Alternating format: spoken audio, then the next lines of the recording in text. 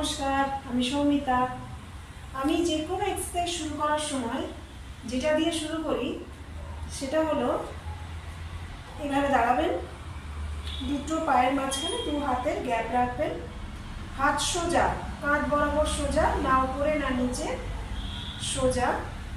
হাতটাকে পেছন দিকে টানবো, টোয়ের উপরে দাঁড়াবো, ঠিক আছে? হিলটাকে তুলে দেবো এরকম। সো সোজা পেছনে গেল, সামনে এলো, পেছনে গেল, সামনে এলো। আর নিঃশ্বাসটা কেমন থাকছে? নিচ্ছি, ছাড়ছি, নিচ্ছি, ছাড়ছি।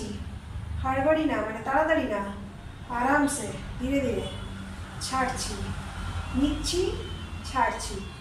10 বার, 2 সেট থেকে 3 সেট।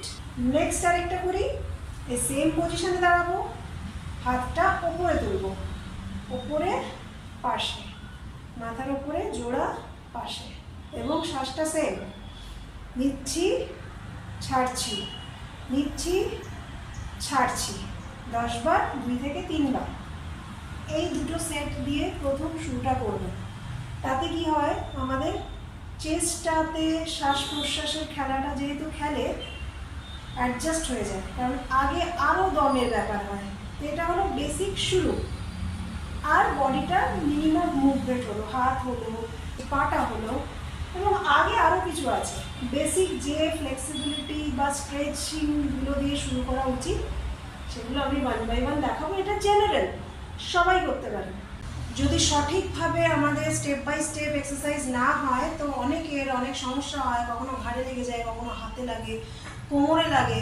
এই সমস্যাগুলোর থেকে বাঁচতে definitely step by step exercise শুরু করুন, ফলো করুন, উপকৃত হবেন। করে দেখবেন, বলবেন, কমেন্টে বলে দেবেন। আর আজকের দিনের জন্য নমস্কার, বাই।